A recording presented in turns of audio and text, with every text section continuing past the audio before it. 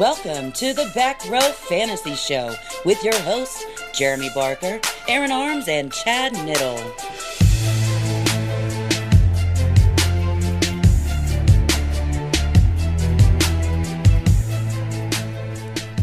Hey everybody, welcome to another episode of the Back Row Fantasy Show. It's me, Bark, and to my left is Arms.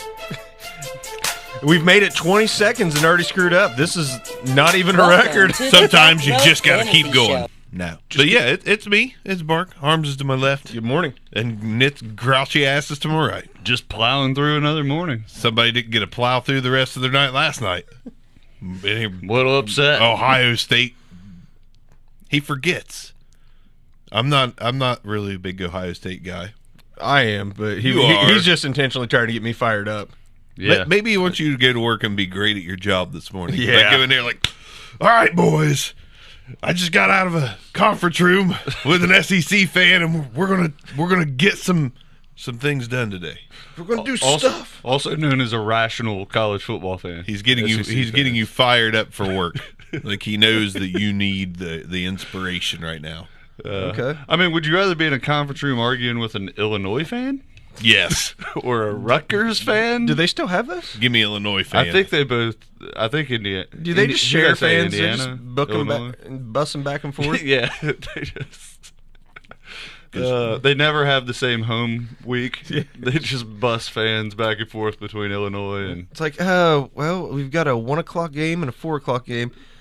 Do you think you can make it to the 4 o'clock game? Just here's some free tickets. Thanks for coming. You like watching football? Here's your we'll tickets try. and your $1. We try to do it. I don't know. this is the most amicable they've been so far this morning. You guys are cohesive right now. I'm about to throw an ink pen in his face. A little cohesive. I'm liking it. But yeah, we had you know what? Let's call it. We are at the halfway point of the season already. Yeah, it's kind of sad. Yeah. You can't count. Oh, okay. Halfway. Hey, where's that unicorn head? I forgot it. Oh man. So we were going to we were going to do a little thing where the person who whiffed the most on their picks got to wear this beautiful unicorn head. And we're trying to determine whether it's called CJ Uzoma which I believe he was injured, but he had 4 targets with 0 catches. You should have caught one of them. Or Trent Cannon, who Trent mustered, I think, Cannon. 23 yards maybe? 23 Something like total that. yards. He was involved. He had 3 catches, and I'm not sure he got past the line of scrimmage. He was involved. Yeah. Well, I'll give him that. He was involved. But yeah, I think fairly, I think I would have wore the unicorn head this morning. Trent Cannon was a bad call. Yes, it was. I mean, Chris Herndon worked out and some others on my list, but Trent Cannon was just he didn't help you. Didn't help you at all. I feel like I would have got the crown for sitting Juju. What did he do? nothing. Like 33 yards. Nothing. 4 catches, 33 yards, I believe it was. Yeah, Got the crown? literally nothing. Crown him. Crown him. You want to crown Arms? To crown him. I mean, I'm still checking mine. It was a ballsy call that worked. Indeed. I mean, it did work.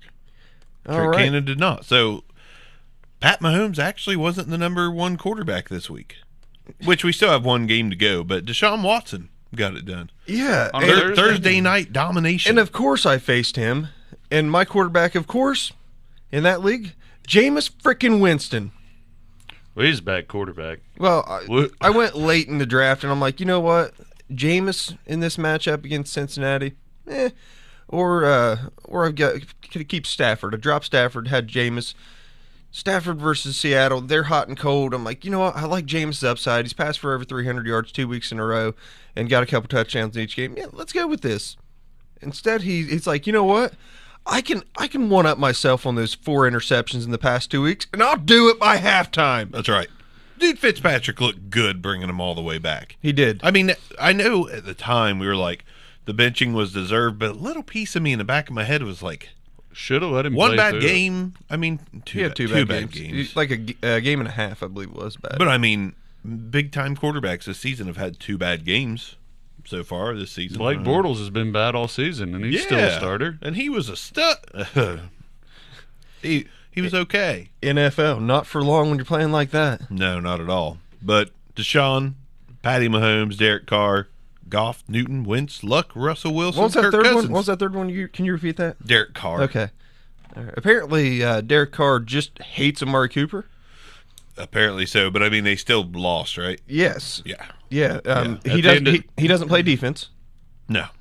and he didn't turn the ball over. So I mean, First time in a while. Derek Carr with Good game for 4 Carr. touchdowns. I mean, that's not what I was expecting whenever we lost our number 1 receiver. Listen, we all knew it. It was a great trade for both sides. Great trade for Dallas, great trade for Oakland. And Oakland proved that they can still do about the same exact thing without Amari Cooper.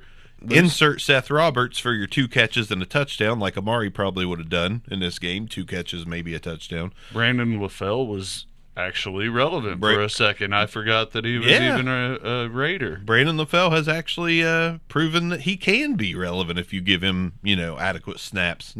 He's better than Martavis Bryant. At this point, if you were a Martavis Bryant truther, hopeful, it's time to cut him. He's just eating up roster space. I actually played a guy who started him, and of course 0 points. Love it. In a 28, they scored 28, 35? 28 to 42 is the final. Okay, yeah. They 4 touchdowns. He didn't even didn't have a catch. So Martavis Bryant's career is over.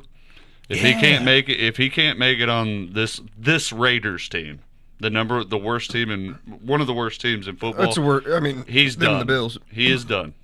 So you can't beat out of Brandon LaFell. I'm glad you said that, because that's what I was getting ready to say next. Like, can we all just accept that Martavis Bryant is just not that good? I'm perfectly fine with ice that. it. I mean, he's just not that good. He just reminds me of like when they had Moss. It's like, all right, all the talent in the world and just no production. Like when they had Moss, he had 900 yards, but they just force-fed him the ball. And we're going back, 12 years probably, maybe longer than that, but just force-feeding him the ball and nothing. They don't even try to force-feed the ball to Martavis Bryant. I mean, was he injured? What the heck happened? It reminds me of the Robert Meacham hype, like the Robert Meacham hope. Like, okay, it didn't pan out. He looked really good for a season, I think. Like, oh, this kid's going to be really good in a year or two.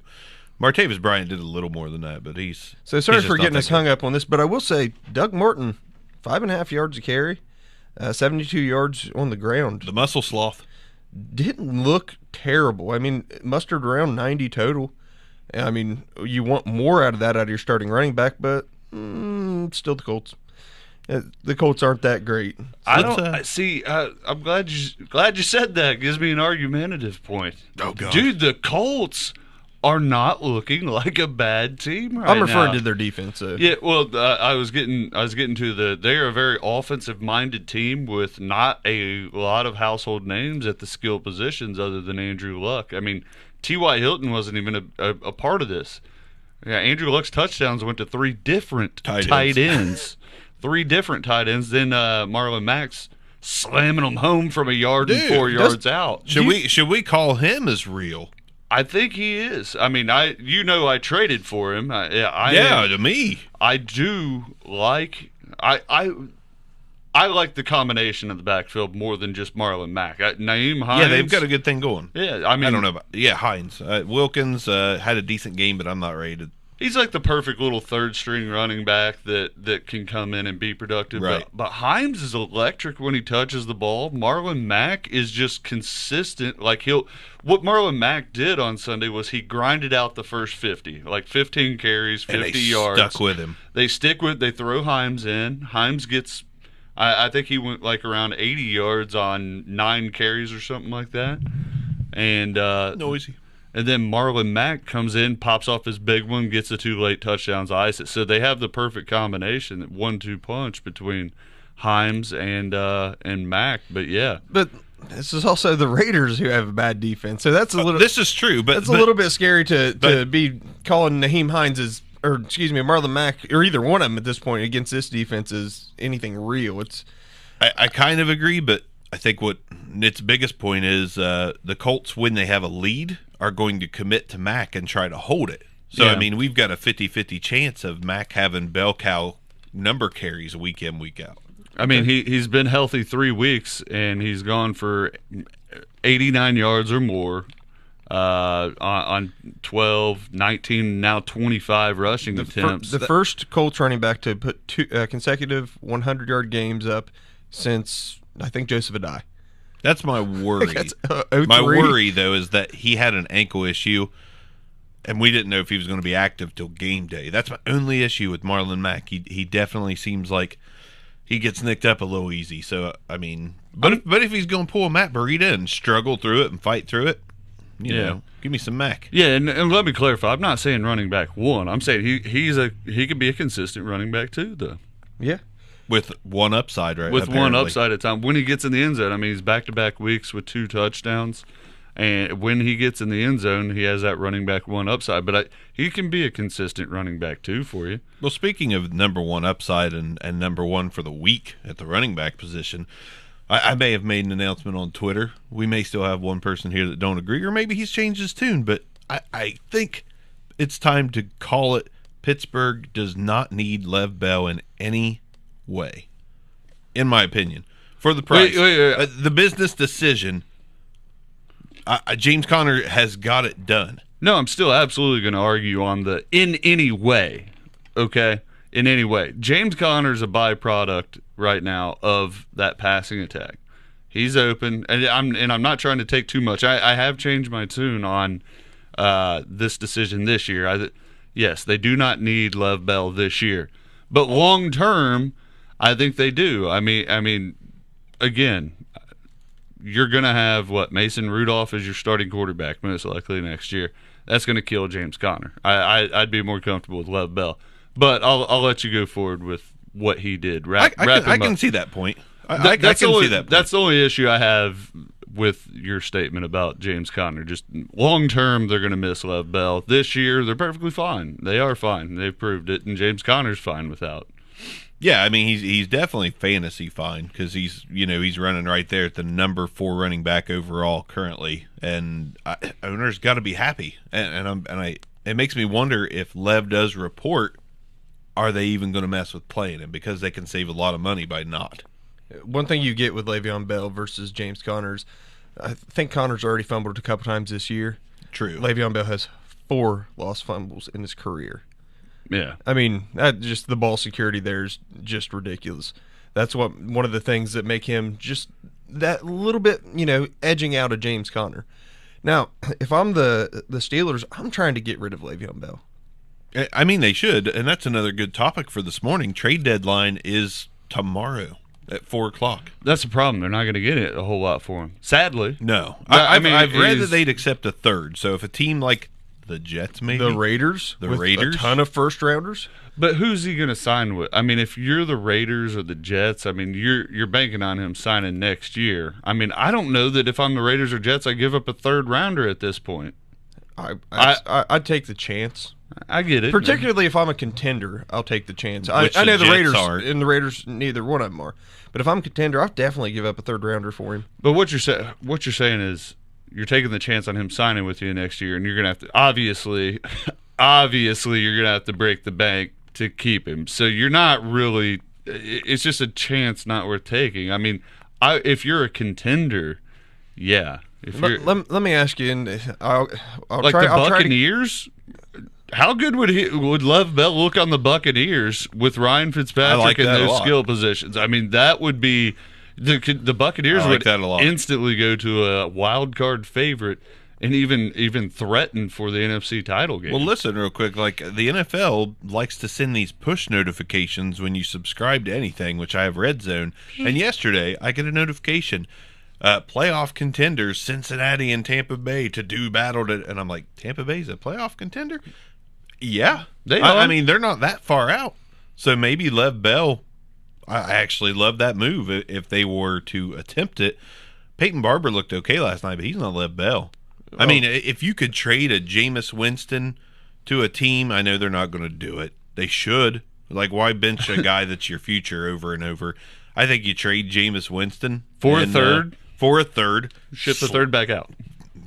beauty. God. Just a thing of beauty. GMing it this morning. Just a thing of beauty. I'm GMing it. Jameis, see ya. Lev, come on in. I'd much rather have Lev Bell on my team than Jameis Winston if I got Ryan Fitzpatrick. And coming from the Homer side of it, if the Raiders can do it, and then we get Nick Bosa at the number 1 overall pick, all of a sudden our rebuild looks really smart. I still don't think I keep so. looking at that and wondering, okay, look at the mid-tier receivers that keep coming off the top-tier rookie receivers coming off in mid-round. The Raiders could have a heck of a rebuild in the next 2 years. I mean, five picks.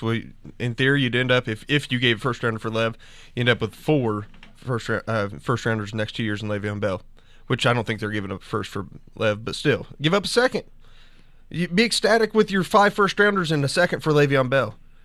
Yeah, if you commit to paying him, which is going to be a problem. But it's just going to be a problem. It's going to be a headache having $200 million guys in your backfield. But if you just gave up your number 1 receiver, you lost your running back for the year, and what do you have now? Someone who has the ability to produce like a number 1 receiver in the air and a number 1 running back on the ground, and Le'Veon Bell. I mean, I'm not condoning necessarily paying him, but I don't think that his value, after seeing what James Conner's done, I think that's hurting Le'Veon Bell's value. Yeah, other teams can downplay it. Yeah, they could walk in there and be like, "This is your best contract, 4 years, $75 million." Yeah. What he got, basically what he got offered, last year? Yeah, and if he wants to play, he's going to have to accept something. I mean, he's not old. He's 26, but if you are going to play 4 years puts him into 30, and that's the cliff. If you play stubborn and you sit yourself out till you're close to 28, I mean, you're getting to a point of teams are going to start looking is he worth a 4-year contract? He may only be worth a 2. We don't want to pay him well into his 30s, which I know it happens. NFL teams do give contracts out that run people through the 30s, but it's not guaranteed. Yeah, it's usually not guaranteed money. It's usually, we'll guarantee you your prime, and then you've got these pretty years to look at that we can just say never mind on. Yeah, we can, franchise tag you at year 31 if we need to. Bang. So, Shady McCoy is the one that's popping into my mind. I know he hadn't played this week yet. He's a Monday night game tonight, but there's been a little bit of trade rumors around him. To me, if you're the Bills, he's your only offensive player worth noting. If you could even say 30. That about him. He's 30 years old. He's under contract next year also. You got to move him, right? I would think so, but apparently they're saying they're not going to, and I don't know if that's just smoke, but Bills, you're rebuilding. You've got a new quarterback. A 5th. I mean, if that. I mean, you might be able to a contender. I mean, I'd like a Tampa Bay Bucs situation. I'd rather have LaShawn McCoy there than Peyton Barber, or to mix in with those guys. The threat. So, yeah. I don't know. I've got no. I severely downplay the value of those 30-year-old running backs, and I mean that's someone all offseason I talked about. Stay away from Shady. Stay away from Shady. 30 happens to people, and it is what it is. Shady was as good as Le'Veon Bell has been in his prime. Was, yes. So, that's something you also go to Le'Veon Bell and say, look, here is your best comp in the past 5 years, and we see what he's doing at 30. Sign that contract, find you a new team. But, hey, lots of good. Top 10 was loaded at running back, but Chris Carson somehow sneaks in there. I mean, Seattle still can't figure that out. Phillip Lindsay with full-time runs ends up right around number 10. Saquon takes a step back from his top 5 performance, but still a solid game. Getting to the 20-point mark. That New York Giants offense is, everyone knows, it's just pathetic. But how is he producing with no quarterback play? Oh, my God. I mean, he's getting it done in the air. I believe he ends up with, 9 receptions this week. That's what kept you alive. Check downs. I mean, it's Eli Manning just finding him out of the backfield. I'm not even sure. He might be the number 1 read at this point. It's or at least the number 2. Only read. Yeah, it's not Saquon. Odell's got one person on him. All right, we're Saquon. All right, boom. Which it's terrible, as bad as the Giants have regressed offensively because they added the premier skill position player coming out of this year's draft. Yeah, dude, Odell. Yeah, no doubt. Odell Beckham is making beautiful over the middle catches for like 7-yard catch. Yeah. Because Eli can't even get it close to him. Can't even get it on target to let him catch and run after it. I mean, it's pretty pathetic. But I still kind of want to flip-flop in between that. Was Saquon the right move for the Giants? I mean, we keep arguing this, and everyone can. It's so easy to say, yeah, it's easy to say both. But dang, man, not taking a quarterback could hurt you for 5 years. But can we see Laletta a little bit? See if maybe they made a good pick there? I mean, we don't know till they give him a shot. One of the biggest things... You got to move Eli if you're going to do it. Yeah. You got to. By tomorrow at 4. Maybe they should go get Jameis. I mean, anything's better. I mean... Literally anything's better than Eli right now. Let me ask you, is James cuttable? No. By the Bucks? No. But if they cut him, I believe they save a ton of money if they cut him. But he has trade value. Somebody would pay and this is sad, but somebody would pay a conditional late pick for Jameis. Somebody would probably pony up a 4th. In my opinion, I think a team could pony up a 4th. See, this for is where Jameis. Jaguars are a great fit for Jameis. Jameis has where accuracy. You don't have to be good. The quarterback doesn't have to be good. He just has to be better. You just have to be a little better than Blake Bortles, and he is. Like I firmly believe that Jameis Winston is better than Blake Bortles. Is it by a long shot? No. But I think you could probably get Jameis for a 4th and turn around and deal Bortles to somebody as a backup for a 5th. A.J. McCarron netted, a 5th, I believe. Blake Bortles can net a 5th from somebody as a backup quarterback. Yeah. And Jameis, not overly expensive through the rest of this year either. I mean, he's still on that I think it's the 5th year of his rookie deal. They picked up the option, so it's not extremely pricey from a dollars and cents point acquisition that you'd have to make as a Giants or Panthers, not Panthers. Good Lord, Jaguars. And one of those cats. One of those cat teams. And I'll tell you something, like a team we forget about when we're talking, because we just talked about them, but the problem with the Giants is Eli, his arm strength is diminished. There's a little bit of float on his ball. He's got pass catchers that can make it happen. I know Tampa Bay does too in a way, but honestly, when it comes down to it, Tampa Bay has Mike Evans, who's seemingly elite sometimes, but they don't have anyone else that's like that great. Could you imagine Jameis on the Giants? Yeah, Jameis, Barkley, Beckham, Ingram, Sterling. I mean, that's the Giants could be much more competitive with the Jameis Winston, although he's not great. But let me also throw this out here. Right now, the way the Giants season has started, do they really even want to be competitive going forward? They're not going to make the playoffs. They're so far out of it. No, they basically out. have to win out to make the playoffs. But I mean, I'd much rather have a Jameis Winston for next year than you're kind of like our college expert, both of you compared to me. But like, is there a quarterback coming out of this draft that's going to help the Giants win in 2019? Someone's going to have to make a major move on the last half of the college football season to even consider being a franchise quarterback. I mean, no one has the talk of an Andrew Luck, or just going back to last year, the Sam Darnold, Josh. Remember, we have like 4 starting rookie quarterbacks right now out of last year, obviously out of last year's draft. I don't see that at all. I mean, once you upload that many rookies into starting positions, like at the quarterback position, you're going to see a lockdown. I mean, there's just not going to be that many open jobs other than the Jaguars and the Giants, the teams we're talking about. But frankly, there's just not talent there. I mean, there's just not talent coming out. Dwayne Haskins might be your best quarterback coming out, but he may not. Will Grier. Yeah, he could be. He's an interesting one because he could be Jameis Winston. Tons of hype in college as a pro prospect, and when he gets into the league, just But he could also be great. I don't think he's got the accuracy concerns that Jameis had even in college. Man, Jameis was pretty accurate in college. He was good. He was very good in college. Jameis was like a can't-miss prospect in college.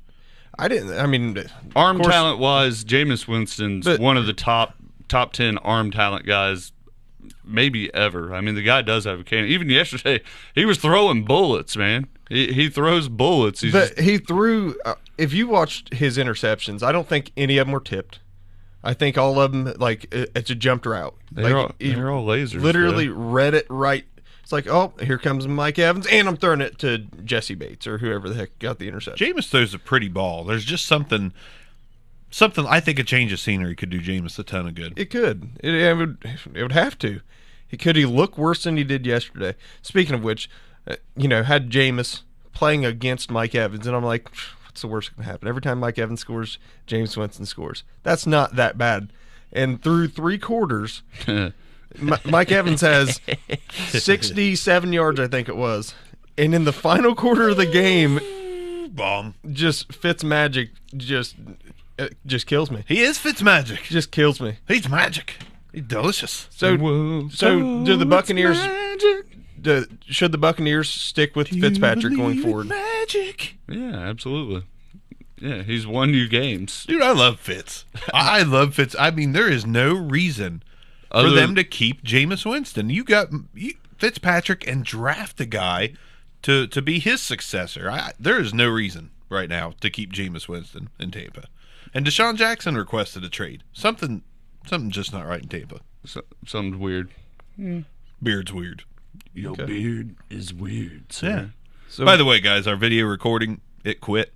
That's why I have this beast of a gaming laptop in front of me. We're going to try to convert because apparently my MacBook is too old to do both consistently. Listeners won't be getting much YouTube today, but so you guys can definitely do Fortnite dances and act a fool right here in front of us. But yeah, so no video. But anyways, back to the audio. So yeah, but the trade deadline is tomorrow. I don't know if you guys have any more guys that you would like to see get traded or guys that you think need to make a move. I think Cincinnati could benefit by making a move. And I hate to say it, but Uzma went out yesterday, and they've had nothing but injuries at tight end. I kind of would like to see Cincinnati trade for a tight end. They're a contender. When you're a contender, you have to do some make crazy bold things. Moves, yeah, you got to make bold moves to keep it going.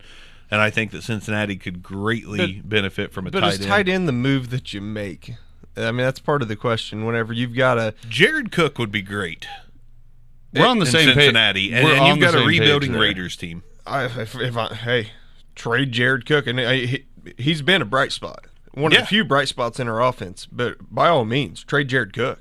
If you really look at like the top 10, 12, 15 tight ends this year, Jared Cook's the only one on a bad team right now. All the others are a rebuilding team. Ertz, Kelsey, Ebron, Kittle. Kittle's bad, but he's the future of that San Francisco organization. He's not going anywhere. Jared Cook's tradable. Then you go Trey Burton, O.J. Howard, Austin Hooper. I mean, all these guys are on contending teams, or they're young enough to be the future of their franchise, and Kittle, and then get down to Njoku. So if you're needing a tight end like the Bengals are, Jared Cook's going to be your own, not just your best, he's really your only option unless you want to dig deep for a Ben Watson or something like that. Dig deep. An old guy. And they're not going to contact Baltimore and be like, hey, you guys have 3 tight ends? Yeah, you got 3 that look decent sometimes. Yeah. But yeah, I like the possibility, which it's probably remote, but Jared Cook, if you're really rebuilding Raiders, why don't you start shopping Jared Cook? I mean, do you really need him right now? You're not going anywhere. Jared Cook's not that young.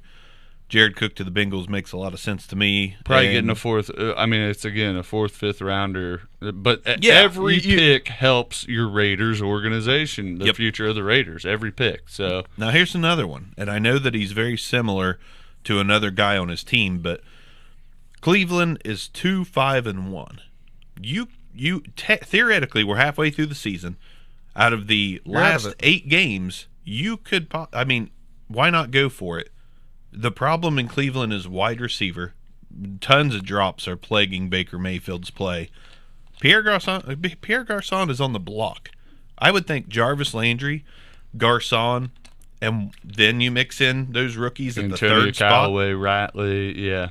Yeah, I mean, I know Garçon's just a Band-Aid, but you could probably get him for a 6th or a 7th. And Cleveland, just to give fans more hope for next season, Pierre Garçon acquisition to me would be nice for them to have some sure hands for Baker to throw to. The problem with Pierre Garçon is just too similar to those guys. He's just he's an old version of Jarvis Landry, and Antonio Callaway's a young version. But Callaway can't catch the ball. Callaway's been okay. I mean, yesterday he had a tough touchdown catch. He also dropped like a 12-yard out. The ball was not placed great. He was running an out, and it was high and behind him. So he had to make a great play, but he didn't. So I don't see the drop issues as far as balls hitting him squarely in the chest and him dropping them. I see more he's not making amazing catch issues. Since we have a 3-5 Colts that could technically jump back in, what about a homecoming for Pierre Garçon since they're having so many issues at receiver right now? That would not be a bad play at all. They'd have someone. That's why I'm here, boys. Someone who could do something across the middle a little bit, rather than just be that deep ball threat that T.Y. Hilton is. Back to the Bengals, though. Why not contact the Buccaneers, who they just played, who has 2 solid tight ends? You know, O.J. Howard's not going anywhere, but Cam Brate, why not? Has been good. Cam Brate's got more ability than C.J. Uzomah. You know, he's better than Tyler Eifert.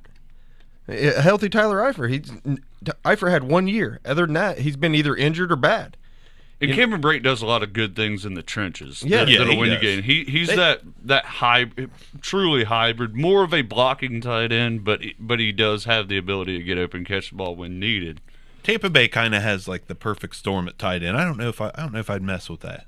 They've got like a blocker / fairly good receiver, and then they've got O.J. Howard. But what's their record, though? You know, I mean, you got to start somewhere and say, all right, now's the time that we start dismantling a little bit to build for our future. I don't know, man. They were in contention till yesterday, and Fitzmagic might be the key to a winning season. A winning season. I don't think they need much. For I think them Lev is Bell would be great. It's 9-7. Just Lev Bell. Lev Bell. That doesn't get you in the playoffs. Just a third. What is it? 9-7 is not going to get you in the playoffs. I don't know. I mean, it not could. in the NFC.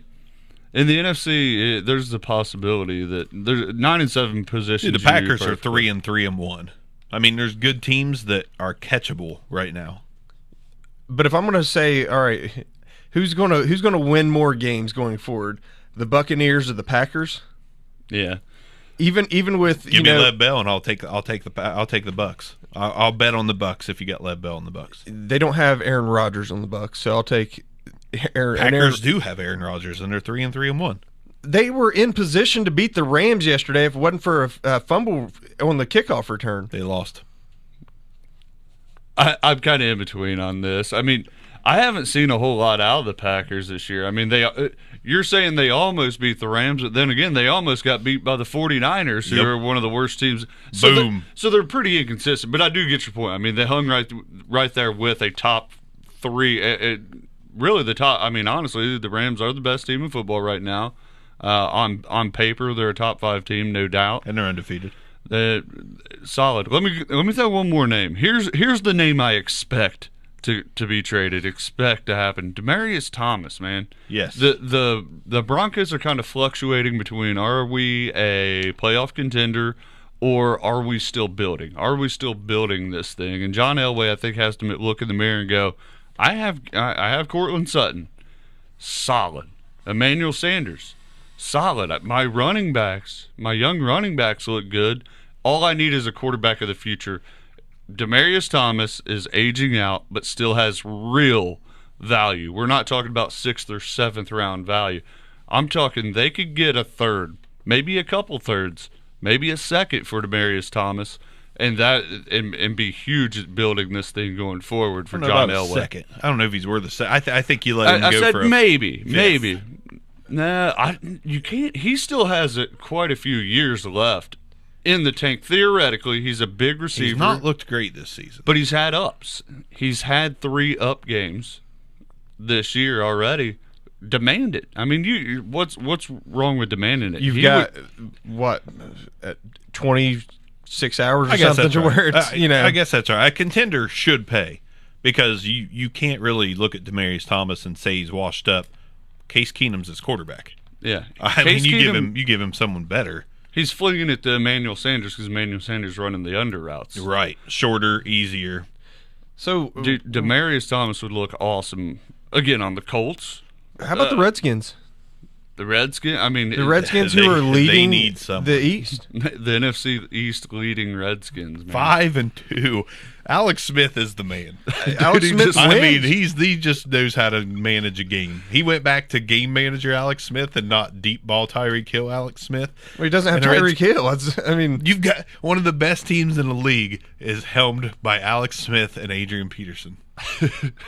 There's some sort of football algorithm that no one knows except Alex Smith. They're giving Adrian Peterson the ball 20-plus times a game, controlling clock, and eking out wins. Yeah, if I somehow... What a great way to play football. Yeah, but that algorithm is not... It's not anything complicated. It's just take care of the football, don't make critical mistakes, and when the play's there, deliver the football. Alex Smith is a healthier version of Chad Pennington. Chad Pennington? Yeah. I love Chad Pennington. I mean, just doesn't make a lot of mistakes. Love Chad Pennington. And, accurate. Not a great thrower, but an accurate thrower. Yeah. Perfectly mobile. Yep. Yeah, it puts, maybe only passes for 180 yards. Maybe, yeah. I mean, seriously, but gets you another 30 or 40 on the ground and, tosses a couple short touchdown passes. Are the Redskins the quietest division-leading team in the league? Far and away. I didn't even know until you said it that Washington was 5-2. Because I don't pay attention to Washington because there's no fantasy relevance besides AP on that team. Washington with Demaryius Thomas looks a lot scarier. I like it. Or Pierre Garçon, another homecoming. I mean, get someone in there. I think that can be reliable for Alex Smith. I'm not buying Pierre Garçon at all in Washington. I got to give you props right now. Your laptop is dead. Do you follow Alex Smith's stats? No. You want to know his last two passing yardages? Yeah. 178 and 178. 5-2, baby. 1 touchdown, no interceptions. But he basically duplicated the last 2 games. 178 yards, 1 touchdown, no picks. That's Alex Smith lines, and that's winnable football. Moneyball. Moneyball. Alex Smith is the football Moneyball guy. And he scrambles, like every game he scrambles for 14 yards. And he picks up 3 first downs with them. Oh yeah, within those 14 yards, he picks up 3 first downs. It might be 7 attempts, but one of them he gets 7 yards on a 3rd and 7. Yeah, and the other 2 it's 4th or 3rd and 1, and he's like, all right, I'll get out there. God, the guy just knows how to win football games. I mean, he's a winner. He's one of the guys that you're so confident betting against and losing. Yeah. And you're like, how did? Oh God. Alex Smith didn't kill you. You don't even want him on your fantasy team, but Alex Smith's the reason you lost the game. Yeah, they do need a receiver to complement. Wait, there's no one to compliment there. It's just they need a receiver. They need a receiver to complement Jordan Reed, and he's been. He caught some balls yesterday. Compliment AP. I mean, he didn't get down the field, but he caught some balls yesterday. Take some pressure off AP. In all reality, they do need to take some pressure off that running game. And heck, I believe the last 2 touchdowns Alex Smith threw were to Adrian Peterson. He's the Saquon Barkley. Adrian Peterson of the Washington Redskins. He's the first version of Saquon Barkley we've seen. I did like them hugging it out. That was pretty cool after the game. Adrian Peterson, Saquon meeting at midfield, and just like Adrian just saying, dude, you're the real deal. Stay with it. Keep it going. You're not as good as me yet, but you're the real deal. No as good as all-day AP. Put a gold jacket on. Saquon has been kind of he is, but he's been a little inconsistent as a runner. I know the team doesn't help matters, but yeah, but look at some of the other runners out there that you'd love to have on your fantasy team that don't really kill it on the ground. Kamara's not great on the ground. Christian McCaffrey, not great on the ground. You like having Tariq Cohen, not that great on the ground most weeks. I mean, those guys you're satisfied with having, and I mean, hey, Saquon Barkley, in this NFL, you'd be comfortable with that. You don't have to have 120 yards on the ground and a touchdown on the ground as long as you can also get it done in the air. Truth. I agree with that. Truth. Let's talk about some wide receivers from yesterday real quick. They did and stuff? Yeah, like what they did and stuff. We had the return of some names that have been down this year. Marvin Jones was your top receiver, actually tied in our league format with Sammy Watkins. Marvin and Sammy, wish we'd have called those guys. 30-point games out of them in full-point PPR. Then you have Mike Evans, And in the comeback, the possibly elite Tyler Boyd? Is Tyler Boyd elite? Let me take a deep breath and digest that. Digest Take it all in. What I want to say. Yeah. Tyler Boyd's legit, man. He's not scrapping in 30-point games here and there. He's on his down weeks are great weeks, man. 5 out of his 8 games so far have went for over 90 yards. 3 of those are over 100. Kind of nuts. 4 and 3. 4 over 90 and three of them over 100. He just had the slow start. He had a down game last week against the Chiefs, but like he's fairly consistent and throwing in monstrosity of games against pretty decent teams, really. I mean, a lot of shootouts, but against the Panthers, he went over the 100 yards, got in the end zone, so he's doing it against good defense, quote-unquote good defenses also. So he currently is wide receiver 12 in full-point PPR. Overall, league, wide receiver 12. I wouldn't peg that as elite yet. Because, like, if you finish in the top 10 this season, I'll call you elite. And I think he will, even though he's got some competition to pass up. But Tyler Boyd looks great. Tied for 9th with 5 touchdown receptions. The names above him are the usual suspects: AB, Tyreek Hill, Devontae Adams, AJ Green, Nook. Then, of course, you get Tyler Lockett, and you're like, what the heck? And Ridley having a good year. And then Thielen. And then you got Boyd. How do you guys feel about me having 3 of the top 12 receivers this year in our league? I don't like it. You're in Fluky. my division. You're my division. I just play it, dude. More props to you. But another little blast from the past, Larry Fitz. Is he heating up? Yeah. Or was that That was Josh Rosen's technically best game, even though it wasn't great. But Larry Fitz, he can do this for you. He can give you that week. And he did. Yeah, the team, like fantasy-wise, I mean, if someone was banking on him all year long, their fantasy team's probably in ruins right now. Yes. If they didn't move him, because he just he has killed you through the first 7 weeks, really.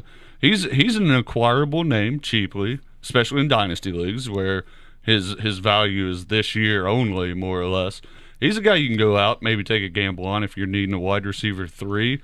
With a little upside. Well, a little obvious. It's Larry Fitzgerald, man. I still think he has it in the tank. It's just very situational with Josh Rosen on him. So, go get him. Christian Kirk didn't exactly do a ton yesterday, where Larry Fitzgerald got 12 targets. Here's something I would like to discuss quickly. Since they're in the same range, Michael Thomas is getting it done for you, but he has fell from wide receiver 1 all the way down to 6 in our league format. Do we expect that to – he's obviously going to finish his top 10, but let's go over and under. Top 5 or bottom 5 of the top 10? Where will Michael Thomas finish? Top 5. You know what? There's a lot of good receivers in the league. I agree, but there's not a lot of receivers that have that combination of the size, strength, and hands. Michael Thomas has got 92% of the balls thrown to him this year. 92%. That is just ridiculous. There's receivers in this league who couldn't catch 92% of the balls thrown to him off a jugs machine with no defense. Correct. Like the guy does have an insanely good hands, insanely strong. And again, he's coming into last night. 10. He caught 57 of I think 62 balls thrown to him. Yeah, I'm trying to help your point, insane. And then I'm going to go the other way actually. But Michael Thomas is one of the receivers who's had a bye week in here, so sitting at number 10 with a bye week in there. So let's take that into account. If you just what's your word? Extrapolate one more game. I think that's your word, Nick. He's is it yours? Yeah. Okay. If you extrapolate another game in there, he's a top right around 5. You know, with Devontae and Emmanuel Sanders stuff. That said, though, this Saints team's it's built to maul you, both defensively and offensively. Their strengths are their offensive and defensive line. So I think they have it cooking with Mark Ingram and Alvin Kamara out of the backfield, and they want to be a run-first team for maybe the first time under Sean Payton and Drew Brees. But I don't know that they have to throw the ball an elite amount of times to win football games right now. So I'm going to go with 6 through 10, Bark. The bottom 5 of the top 10. Hey, I had him wide receiver 1. I stand by it. I think I'm going 6 through 10 as well, and only by one spot. I think he finishes 6th. I think he finishes where he's at. If anything else, just because of the. I don't. I'll take him somewhere between 3 and 7. I'm hedging my bet. Right. But he's never been the biggest touchdown guy, and I think that's what's going to hold him up just a little. Like he'll finish with between 5 and 10. But I think some of these guys like Devontae Adams, DeAndre Hopkins, guys that can finish with 10+. They are pass-first offenses. But there's not a lot of guys who every year finish with more than 10 or 12 touchdowns. No, there's not. I'm just predicting this usually year. A handful, maybe 5 that finish with more than 10 touchdowns. And if you're giving Mike Thomas 10, I mean, that's gets you into the top 5, especially with his yardage and receptions. I'm just saying it's a game plan schematic thing.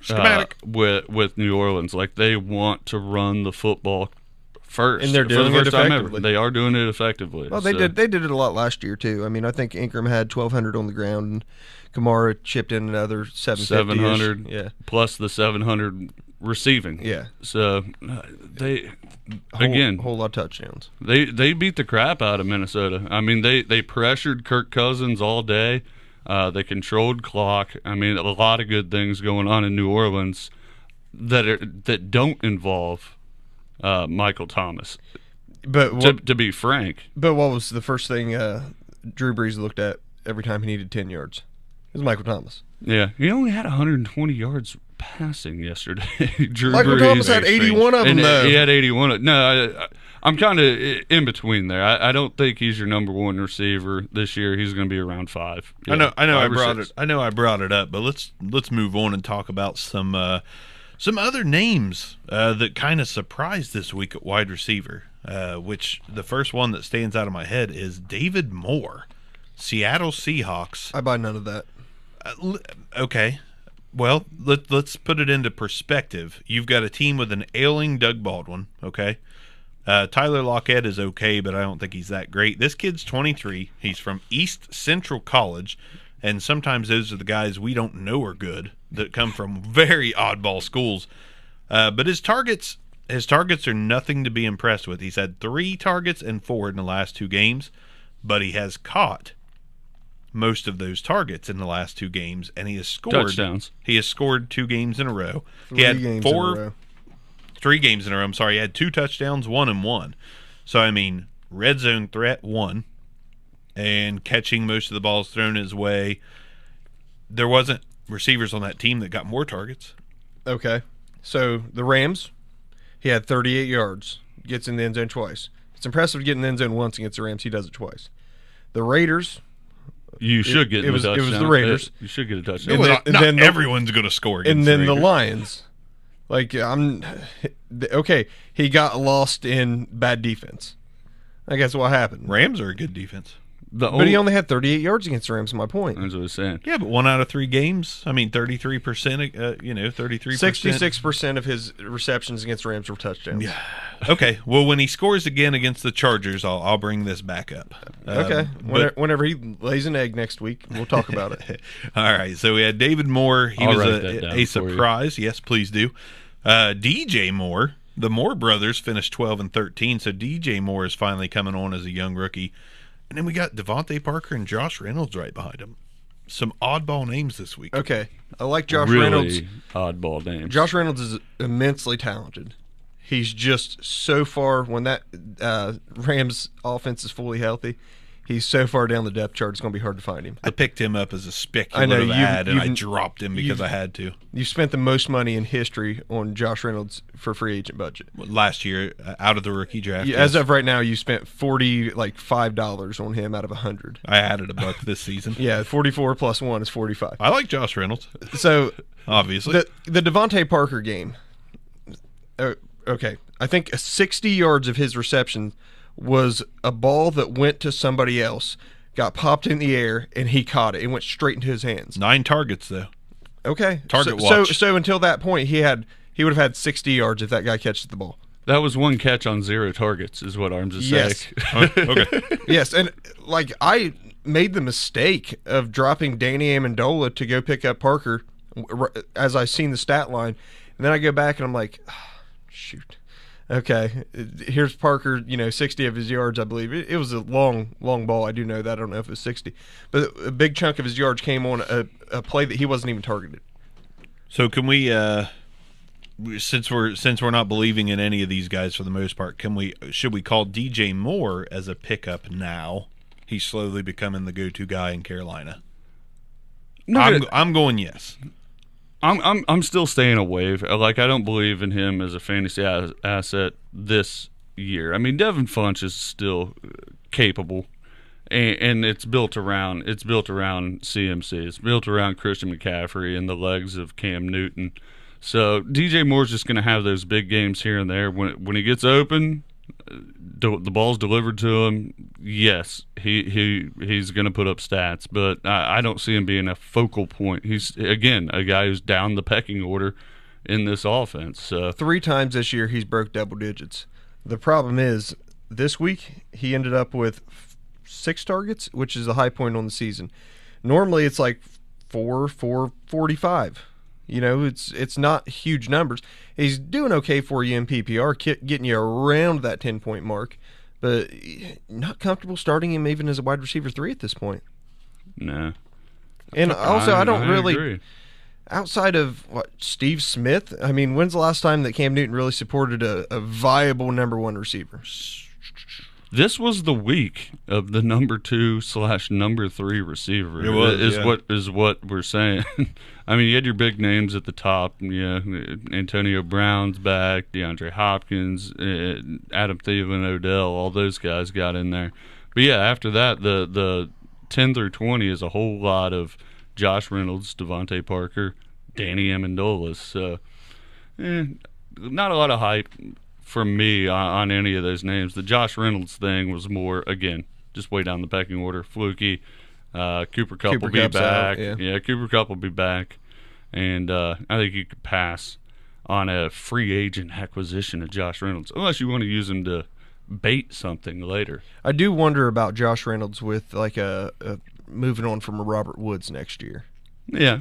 Because if Reynolds to me is a stash, keep him. If you've got the depth and you're trying to build something for next year, you're already out of it.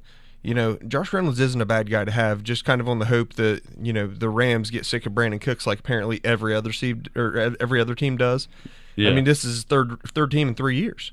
What's up with Brandon Cooks? And he's looked good. All 3 teams, he's looked good. So, is he going to be a Ram next year? I say yes. But, is Reynolds someone that they say, you know what, we have something close enough to you, Robert Woods, and we're just going to move on without you? It gives them the option. Yes. Like it downplays Robert Woods trying to get a longer contract, Yes. more money, because they do have an immediate replacement for him. A very comparable replacement, if not better. I mean, I'm not saying that Robert Woods is terrible, but Reynolds has got some youth on him, just as viable hands, and shows the ability to get in the end zone. Yeah, don't hate it. No, I don't hate it either. Let's switch gears. Little tight end, Travis Kelce, your number 1 tight end, kind of the par for the course for most of the season. Per usual. He's pretty good, that Travis Kelce is. He's number 2 right now behind Ertz. Kind of what we expected. One of those guys to finish 1, the other to finish 2. Right on pace there. So besides them in fantasy leagues, Eric Ebron still got it done only because of a touchdown. Mm-hmm. Really not many other reasons, because now Jack Doyle's back and some newcomer, Mo Alley Cox, caught a touchdown as well. Some tight end I did not know existed until Andrew Luck made him relevant. It's because he played basketball in college? Yeah, but Jack Doyle actually paced the team in fantasy points and receptions. He was number 2 this week. Is that bad news for Ebron? I personally think it is, because I don't – when you got that many tight ends that are in the rotation, it means there's a rotation. So I worry about Ebron going forward. They like these 2 tight end sets, they use both these tight ends as receivers. Obviously, I mean, this is kind of a stat line I think you can project for the rest of the year between the 2. Now, Ebron could be the top guy next week with Jack Doyle throwing in your 3 for 30 with the touchdown. If you go all the way back to college, Andrew Luck loves tight ends. He supported 3 tight ends in college. Like, it was all about who was the receiver he had in college. Like, Onawashu, like nobody. So Luck gravitates towards the tight end for some reason. And I'm not concerned. I don't believe in this Mo Alley Cox guy being anything relevant for the rest of the season. He might have a touchdown here or there. But, I mean, I'm fine with having both Doyle and Ebron. Either one of them be fine. They're both startable on a fantasy team, like especially they could be on two team. different. Yeah, they could be on two different fantasy teams and both get it done for you because of that reason. What you said, Andrew Luck can support two tight ends within this offense and just within the way he plays the game. If you Andrew Luck's read, it feels like this. I don't watch every play that he does, but it's like, is T.Y. Hilton open? Nope. Tight end. Bam, bam. One or the other. Let's move on to the next play. Yep. That's basically how it goes. Man, Jordan Thomas, the other rookie in Houston, getting it done with two touchdowns, a decent targets, catches, yardage. He was, but he happened to catch 2 touchdowns. But I'm waiting for this Houston offense to take off. I mean, Bill O'Brien has been a tight end supportive coach in the past. I mean, Gronk in his prime was Bill O'Brien as his OC. And he's had relevant tight end numbers, but not from a single guy before. Right. But Ryan Griffin and whoever the other guy was. I mean, it's always somebody with him, with their tight ends. But if it ends up going through Jordan Thomas, if they devote to him as the main tight end that they're going to have on the field at all times, gets the high snap count, I could see him having some relevance. Maybe not in total for the year, but going forward for next year. If you can find this guy and put him on a taxi squad, I'd be ecstatic to have him. Yeah, and again, Will Fuller's down. I mean, they just keep that wide receiving core just keeps getting decimated with injuries. Other than Nook, Fuller's out for the year. Fuller's out for the year with an ACL. Kiki QT can't stay healthy with the hamstring. So right now it's Nook.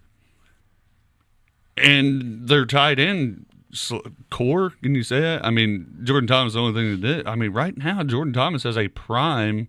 He could be a prime pickup going forward just based on there's no one else to throw the ball, and they want to throw the ball with, Lamar Miller. Lamar Miller had a good game, but I don't think they're going to commit to him as their workhorse.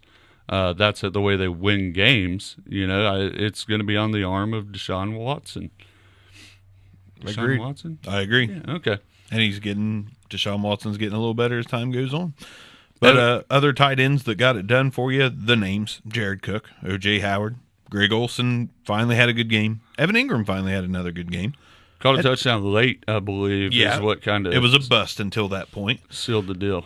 I was watching it and I had him started in multiple leagues. I'm like, come on, dude. And then he gives me... He gave me what I wanted. In the same league that I was playing playing against Mike Evans, and I had Jameis starting, Evan Ingram was their tight end. I'm like, dude, I'm winning. I'm not winning. I'm competitive basically until the fourth quarter of both of the games. I'm like, I hate fantasy football sometimes. Now, Trey Burton and David Njoku really gave you duds this week. Yeah. The busts of the week at tight end for sure there. David Njoku did nothing. And Seth DeValve had Seth DeValve. Sounds like their equipment manager, Seth DeValve, but gets it done for Cleveland. I mean, I can't say Cleveland got it done. It's just again, we've said it. Tight end landscape is ugly. It's ugly. Jordan Reed, George Kittle, both with their typical 4-catch, 60-yard games. 10 points. I mean, 10 points. You take it right now. Hope they get a touchdown. Throw you into the 15, 16, somewhere in their range. Yes. I mean, as we've said a million times, tight end, pretty rough landscape to be looking at. And, 10 points is solid. 10 points is typically top 10. Yeah. Now let's switch gears to end the show. Let's talk a little bit of IDP. Jordan Evans, Cincinnati linebacker, number 1 overall linebacker this week. Out of nowhere, Jordan Evans. I just can't bank on this kid being productive consistently. This is his first double-digit week. I think it's his first week with over 2 tackles. Like, I mean, did I miss it? Did he all of a sudden get the start because they've got Nickerson, they've got Brown? I mean, I don't know. Was Burfict suspended this week? Probably. I mean, what happened? What was the game script that made this occur? Because I didn't see it. I didn't see how this Evans all of a sudden is one of the top linebackers in Week 8. I think it goes back to game plan. A younger guy who can run with some of those tight ends that the Buccaneers put on the field. Again, 7 tackles, 4 assists. Great game right there just from a tackle assist standpoint. Then he gets an interception, gets a sack and a half. Again, I mean, he did it in all 3 phases of the game for a linebacker as far as racking up the tackles, defending the pass, and pressuring the quarterback. It was a good show that he put on. One that you're asking, can you bank on him going forward? No, just because he hasn't done it yet, but he's a guy to watch. He's definitely a guy to watch. I agree. Jordan Hicks was one of your top linebackers. We expect that out of him now. D Ford. Not a big name. He finished in the top 5, number 3 overall. DeFord. And then we got Blake Martinez, which we know about. But, man, Corey Littleton, I know that he's been great, but we can lock him in. I think he can be locked in as a top 10 linebacker to acquire in dynasty leagues. He basically became Alec Ogletree. I mean, that's what's happened. So Ogletree goes to New York. You got Barron, who's converted safety. Barron's still, putting up okay numbers, but Littleton fills that Alec Ogletree void quite nicely. I mean, the production really hasn't been any sort of a drop-off. And he's behind one of the best defensive lines in the league again. Dude. Yeah, I mean, Aaron Donald's a cheat code. Who are you not going to double team? You going to not double team Sue and get killed? Or are you going to not double team Donald and get killed? Right. I think one of us could be a decent middle linebacker behind those guys. I mean, you just have to go to where there's no one blocking and wait for the running back to pop through and hit you in the chest. Or just run downhill because the offensive line's pushed backwards. There's not a interior lineman that is not being overpowered by either one of those guys. It's overpowered, a mismatch. Speed. In any individual offensive lineman on interior is overpowered by either Sue or Donald. Yeah. It's not fair. I mean, it's just not. It's not fair. It's 3-on-2, 3 offensive linemen on those 2 guys, and they consistently win. Also, nonstop. I will touch on the D Ford thing. He had 3 sacks. I mean, come on. Come on. Arn says, come on, D Ford. Playing against Case Keenum. I mean, come on, guys. Yeah. Raekwon McMillan had another good week. The ascension, the awakening, so to speak, of Raekwon McMillan. It's happening. Darius Leonard a down week, even though he finished as a top 15 linebacker. Only 11 points out of Darius Leonard. Poor Darius. Poor Darius owners didn't get that league-winning 30-point week that Darius usually gives them. There's a lot of, again, game plan. I mean, the Raiders flung it around the field. There wasn't a whole lot of there was a little bit of Doug Martin, as you said, but little Dougie Fresh coming through the line. Darius Leonard, hey, down week at number 14 overall. I'll take it. Yeah. I will take it. I was not upset about it. Let's talk some quick safeties real quick. If you guys want to talk defensive ends, we definitely can. But Jesse Bates is a must-own in all dynasty leagues. He is coming on lately. I know he picked off a pass from Jameis this week, but that doesn't diminish what Jesse Bates has done this season, which is put up great fantasy production week in and week out. Yeah, Jesse Bates, you take away the interception, he's still like number 5 overall. Number 3 overall. 3. Yeah, he is a rock-solid safety. I mean, he's all over the field. This was one of the down weeks tackle-wise, but he is still defending the pass well against the Buccaneers. And that's really what you need to look at when you're looking at these elite safeties. When they're playing a run-heavy team, does he defend the run? Yeah, Jesse Bates does that. When they're facing the number 1 passing offense in the league, and yes, the Buccaneers are, statistically, does he defend the pass? Yeah, I mean, extremely active with the pass defense, interception, took it to the house. I mean, the guy's a stud. Jesse Bates' worst week so far this year is 8.5 points, and he's a rookie. That's what you want. I mean, that is exactly what you want out of a defensive back. That's consistency. Yeah. I mean, that You don't expect the Landon Collins peaks where you can get 25, 30 points. Yep. But I'm taking 10 points every week. Oh, yeah. I'm going to be ecstatic with it. And that's what you want, because 5 of the top 10 defensive backs this week are free agents in our league. That tells you about the landscape at defensive back. You need your consistency. You need your Jesse Bates. You need Justin Reed, to be honest. He's coming on and becoming more consistent. Another rookie. Sean Williams finishes in the top 10 again. And then you got the Honey Badger down below 10, but not much. You've got names after that. You just want that consistent 10 points a week. And Badger finished at exactly 10, by the way. Yeah, and there's 20 to 25 guys that put up 10 points a week, week in and week out as an average. And those are the guys you want. So Jesse Bates, Justin Reed, time to buy on those if you can still get them cheaply. Let's talk defensive ends and then knock this show out of the park. I just had JJ Watt.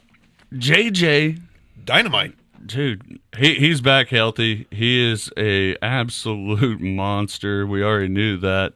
But he pressuring the ball, pressuring the quarterback, getting his hands up, knocking down passes. I mean, the guy is an absolute animal when it comes to that. I expect him to have better games going forward. And yes, a tragedy that we didn't have him in our top 10. Yeah. You two didn't have him in your top 10. I until he was healthy, I wasn't crowning him. Now I'll crown him.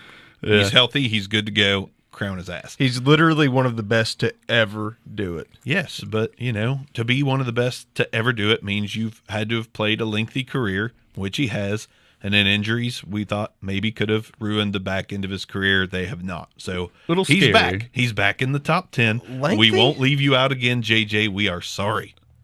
I guess he has been in for 8 years. It doesn't feel like it. It feels like he's in year 5. It's crazy. But because he's missed 2 or 3, but... True. Now, pickup alert on the defensive end. Marcus Golden for Arizona is back off injury.